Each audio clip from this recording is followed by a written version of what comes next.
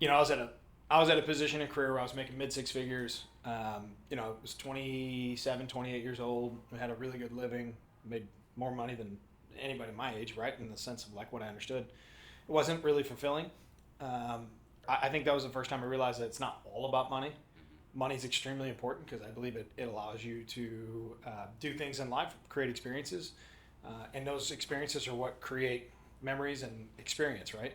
So when I look at life, I say, okay, well, I wasn't being fulfilled. I had a talent that I was able to deploy in medical sales, and I was good at selling things, and I made a really good living in doing so. But I wasn't going to do that for the next 25 years. I didn't love it, and if I learned anything by playing baseball, like I loved playing baseball, and I made $600 a week. I loved that damn sport, and if I was willing to do it for $600 a week, like, and I hated this for a few $1,000s a week, like this isn't a good trade, and so at the same time, Andrew and Chris had started supplement superstores. They were having success. They had just started First Form in the grand infancies of going through the stores, and what they were able to do in helping people change their lives, like they were having fun, and they were helping people, and I can get down with that. Like I've always got down with that. I've always been servant leader by nature, and we'd always kind of like talked about it, like, hey, one day we're gonna, build a brand, and just do a couple of kids. Andrew, Chris is like my brother.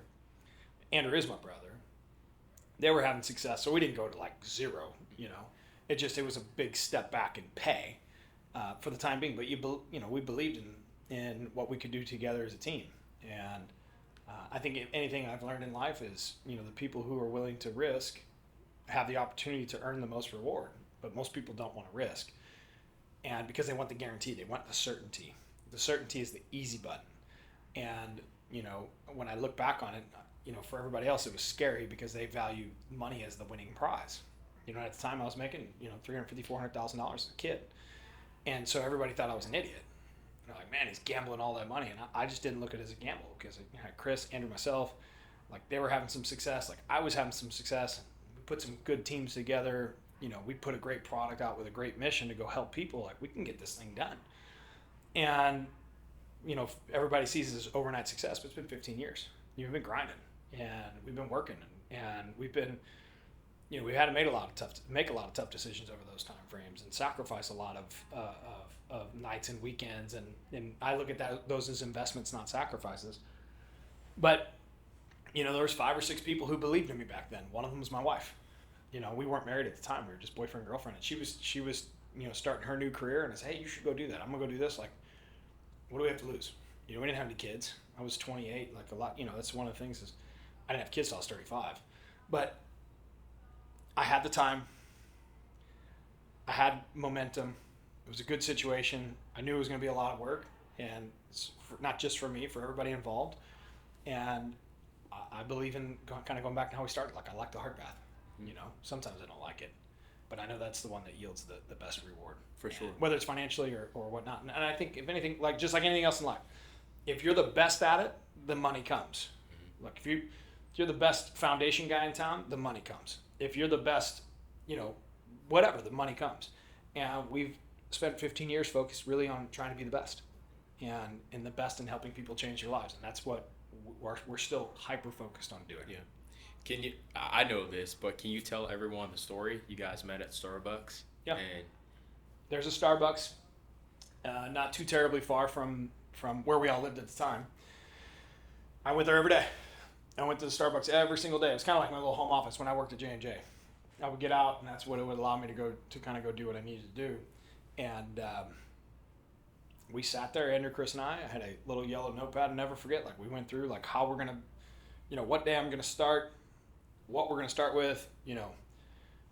We went through the math on how much we needed to sell just so that I could break even, so that I wasn't a drag on the business. And we went through all the metrics of what we're going to do, where we're going to be, and how it's going to look. And I remember walking out that day, and that was it. Like, we committed to doing it.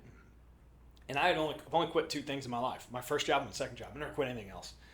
And I remember thinking, okay, well, I'm going to have to make that call. And when I called my boss, it's like 2 days later, and we were on a really good roll, and we were all, making really good money. And he's like, you're going to do what? It was a really cool moment because actually Andrew was here, and he happened to be in St. Louis. His name's John Riley. He's a hell of a guy, and we had a lot of success together as a team. He was a great manager, and so he was in St. Louis, and he came down and gave him a tour, and he kept giving me hugs and telling me how proud he is. And we walked in the locker room, and Andrew just Andrew knows exactly who he is, right? Not in a bad way, but he's like, because the guy tried to talk me out of quitting, which he should. I was his top rep, and Andrew looked at him. He's like, "So you think he made a mistake now?" It was a funny moment because I know it felt good for Andrew, and I know it was a little bit awkward for everybody else. But it's cool. It's like a reflection of life. Had I not made that decision, we wouldn't have this, right? And so it's cool. Yeah. What advice would you give to an aspiring leader or someone who is just rising through the ranks within their company or starting a company? Like, what's some sort of aspiring advice would you give them? How do you build a meaningful life that's worth living, that people admire, value, respect? That's how I look at life. Mm-hmm. Career is just part of it. It's like one piece of the puzzle. Yep. And it's a big piece of the puzzle, but it's just one. If you're an unbelievable businessman, but you're a piece out here, mm-hmm. You're a terrible husband or a terrible dad, like, great, you're a businessman, like, awesome. It's not what I want, right? It's not who I want to talk to. It's not the attraction that I have. I don't think that those people, particularly in my life, like, I don't admire them. Like, the richest guy in the room, cool. Was he a great dad? Was he a great husband? Like, what does he do for the world? Like, I look at life that way. And I think it's extremely valuable that, we don't place all the value on career. We place all the value on the total package. Like, and I always relate it back to like RBI baseball. You're too young for this, but it could be Madden football, right? And they have speed, power, strength, agility, like the 5 tools. It's like, what's the aggregate score to the right? Because that's why you're drafting players. Like, you don't, if it's a total aggregate of 92, it's awesome. But if they're just fast, but their total aggregate's 40, like, you don't draft them, and you don't admire them, you don't want them. And so I look at life very similarly. And I think about, how do you attack life in a manner in which people will value, people will admire, people will respect. And I think because we especially as a dad or a parent, we understand how hard that is. So being a great parent is something that I need to lean into and try to do the best that I can so that I can earn the respect of my peers. But more importantly, be a great parent for my kids. Like, it's not about what they think. It's about how I'm actually doing the action. In business, I think the same way. It's about how can I do the very best that I can today, not knowing all the answers, but how can I become the best version of myself so that I can be admired, respected, and valued, right? Like, how can I do that?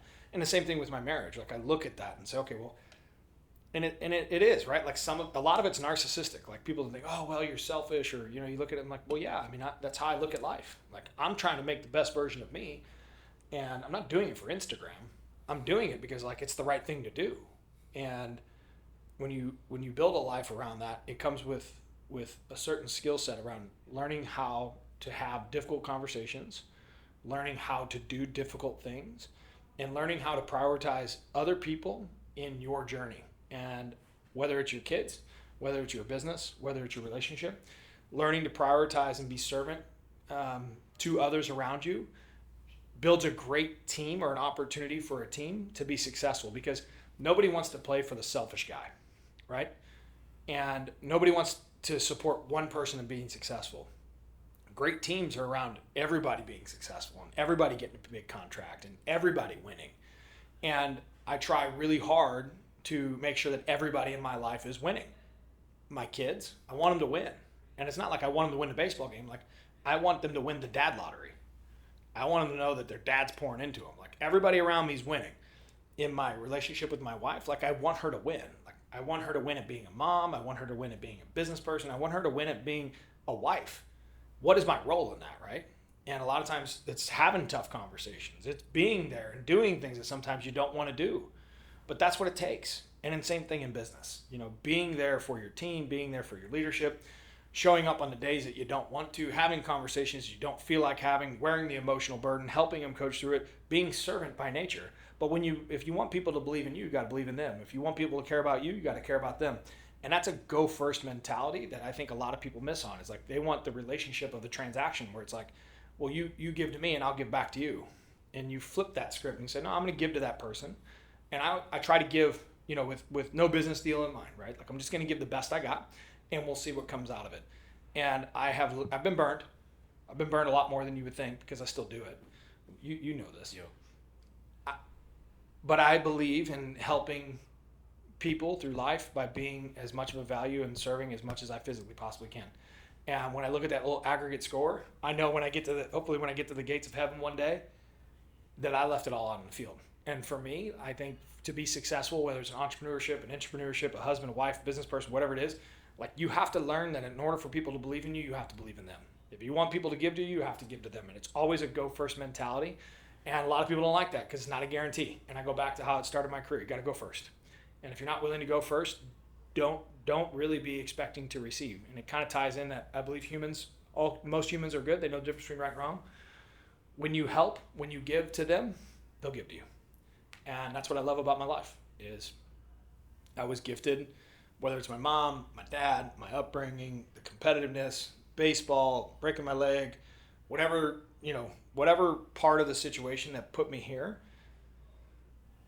The thing that I'm most thankful for is the servant-based opportunity that I understand about life is like I love being a part of people who are winning. I don't need to be the person who's winning. I love being a part of the team that's winning, and I want everybody to win. Yeah, but that comes with a high price, right? The buy-in's expensive, and it comes with a great deal of accountability. Like I'm not gonna let you ride on this boat for free, and I think that part I can get down with. And if you're an entrepreneur, if you can understand that last maybe 3 minutes, 4 minutes, I think it'll kind of open your mindset to it. If it doesn't make sense to you, well, I guess we can do a video on that. Yeah. Well, I think that's a good time to close it out. Guys, I want to thank you so much for watching this here. As always, we love feedback, so anything that you would like to hear for an upcoming video or the next one, please let us know.